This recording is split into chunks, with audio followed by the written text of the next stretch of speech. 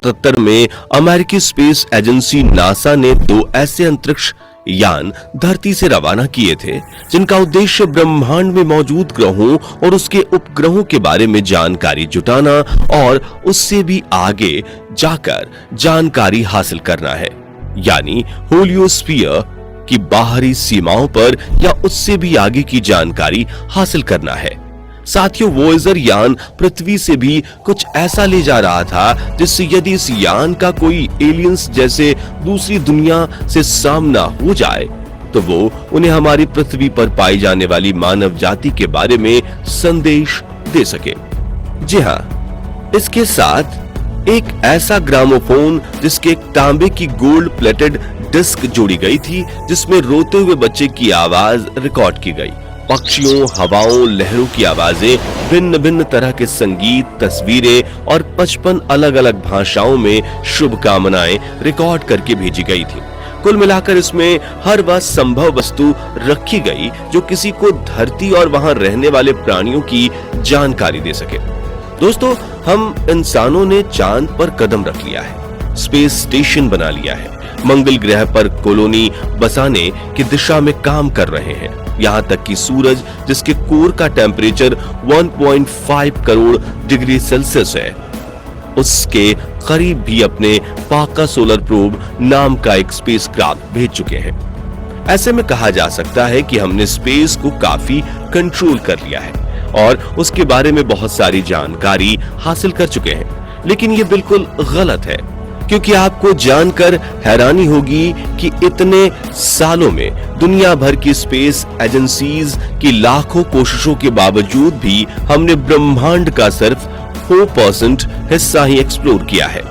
हालांकि इसके रहस्यों से पर्दा उठाने के लिए हम आए दिन नए नए स्पेस मिशन लॉन्च करते रहते हैं और उन्हीं मिशन में से एक था वॉयेजर प्रोग्राम, जिसे 1977 में नासा ने लॉन्च किया था। इस मिशन में 2 स्पेसक्राफ्ट अंतरिक्ष की गहराइयों में भेजे गए थे, जिसमें से एक वॉयेजर 1 और दूसरा वॉयेजर 2 था। दोस्तों, ये स्पेसक्राफ्ट्स ने हमसे अरबों दूर मौजूद दुनिया की ऐसी ऐसी तस्वीरें भेजी जिसने साइंटिस्ट की नींद उड़ा दी। लेकिन सवाल ये है कि आखिर वॉयेजर ने ब्रह्मांड में ऐसा क्या देखा? ये प्रोग्राम कब तक चलता रहेगा और ये कब तक हमें दुनिया से जुड़ी इंफॉर्मेशन को साझा करता रहेगा? आइए वॉयेजर की नजरों से एक नई दुनिया की सैर करते हैं और जानते हैं ब्रह्मांड के कुछ अनसुलझे रहस्यों के बारे में। तो साथियों, आज से 46 साल पहले नासा एक ऐसे स्पेसक्राफ्ट को अंतरिक्ष की घोर अंधेरी दुनिया में भेजता है जिसका मकसद था हमसे करोड़ों किलोमीटर दूर मौजूद शनि और जुपिटर ग्रह के बारे में जानकारी इकट्ठा करना। साथ ही इसका काम उनके चंद्रमा के बारे में भी जानकारी इकट्ठा करके पृथ्वी पर सेंड करना था।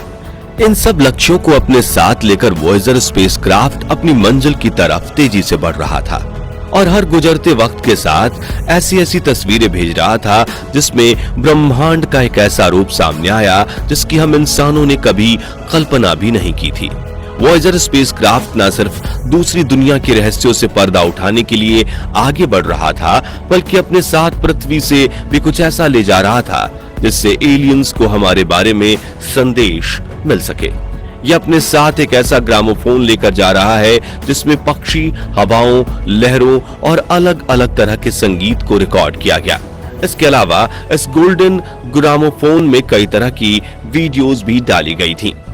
आपको बता दें कि वॉयेजर स्पेसक्राफ्ट में अपना कंट्रीब्यूशन देने के वाले साइंटिस्ट कार्ल सागन के बेटे निक सागन की आवाज भी इस ग्रामोफोन में डाली गई थी, जिसमें वो इंग्लिश लैंग्वेज में एलियन का अभिवादन कर रहे हैं। इसके अलावा हमें नहीं पता कि इंग्लिश, हिंदी या दुनिया की ऐसी कौन सी भाषा है जिसे एलियन समझते हैं। इसलिए इस डिस्क में नासा ने 55 अलग अलग लैंग्वेजेस में भी शुभकामनाएं रिकॉर्ड की थी। वॉयेजर स्पेसक्राफ्ट में भेजे गए इस ग्रामोफोन को हाई क्वालिटी के तांबे से बनाया गया है और इसकी खासियत यह है कि ये 1 अरब साल तक इसमें रिकॉर्ड सभी चीजें सही सलामत रखेगा। आपको बता दें कि वॉयेजर 1 को वॉयेजर 2 से 15 दिन बाद लॉन्च किया गया था और अगर रफ्तार की बात की जाए तो वॉयेजर 2 से बहुत ही ज्यादा फास्ट था। यही रीजन है कि यह स्पेसक्राफ्ट एस्टेरॉयड बेल्ट के एरिया को बाद में लॉन्च होने के बावजूद भी वॉयेजर 2 से पहले ही पार कर गया था।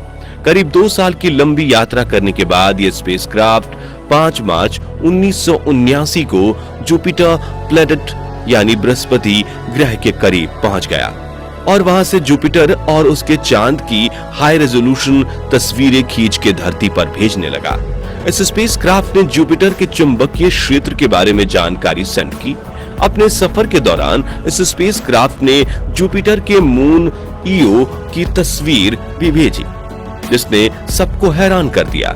इस स्पेसक्राफ्ट ने ईओ पर वोल्केनो होने की पुष्टि की, जिससे साफ होता है कि जिस तरह से हमारे पृथ्वी पर ज्वालामुखी फटते हैं, वैसे ही इस चंद्रमा के ऊपर भी विस्फोट होते रहते हैं।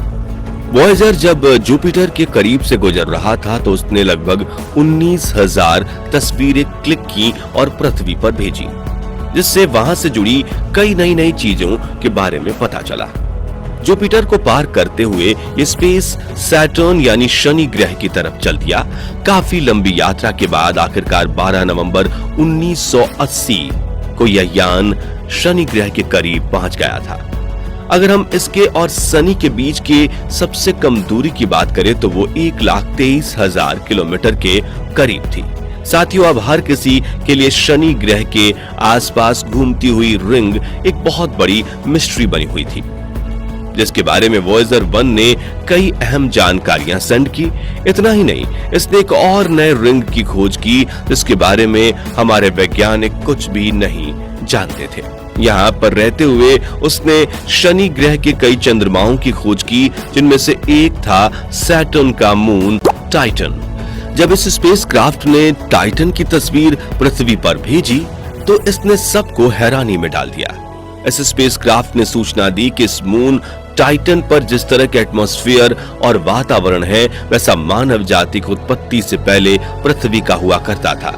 ऐसे में अगर वहां पर भी पृथ्वी के साथ जो प्राकृतिक घटनाएं हुई, अगर वैसा ही होता है तो काफी संभावना है कि उस जगह पर जीवन पनप सकता है। अब सैटर्न प्लेनेट को गुड बाय करने के बाद वॉयेजर 1 स्पेसक्राफ्ट बहुत दूर अंतरिक्ष की गहराइयों में चल दिया और जाते जाते उसने पृथ्वी की ओर मुड़कर 14 फरवरी 1990 को पृथ्वी की एक आखिरी तस्वीर ली, जिसे पेले ब्लू डॉट के नाम से जाना जाता है। इस तस्वीर को 6 अरब किलोमीटर की दूरी से लिया गया था, जिसे क्लिक करने के बाद वॉयेजर 1 ने अपना कैमरा बंद कर दिया और मानो अलविदा कहते हुए किसी गहरे अंधेरे में नई दुनिया की तलाश में निकल पड़ा। अगस्त 2012 में वॉयेजर 1 हमारे सौर मंडल की बाउंड्री, जिसे हेलोस्फीयर कहा जाता है, उसे पार करके इंटरस्टेलर स्पेस में प्रवेश कर गया और इस तरह से ये पहला स्पेसक्राफ्ट बना जो हमारे सौर मंडल से बाहर निकलकर इंटरस्टेलर स्पेस में दाखिल हुआ है।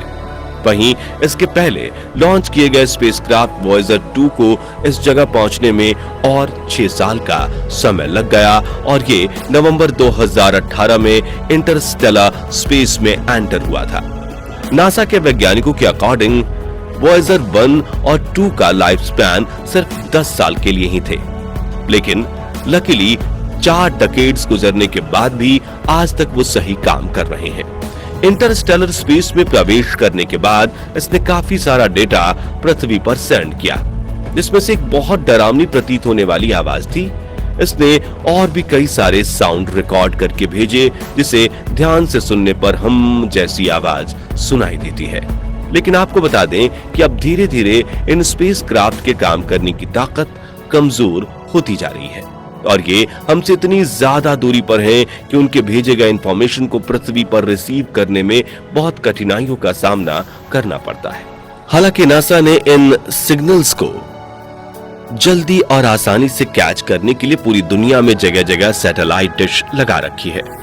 पृथ्वी से इन स्पेसक्राफ्ट को संपर्क करने के लिए यहां से लगभग 20 किलोवाट का सिग्नल भेजा जाता है, जिसे वॉयेजर तक पहुंचने में 20 घंटे से भी ज्यादा का समय लग जाता है।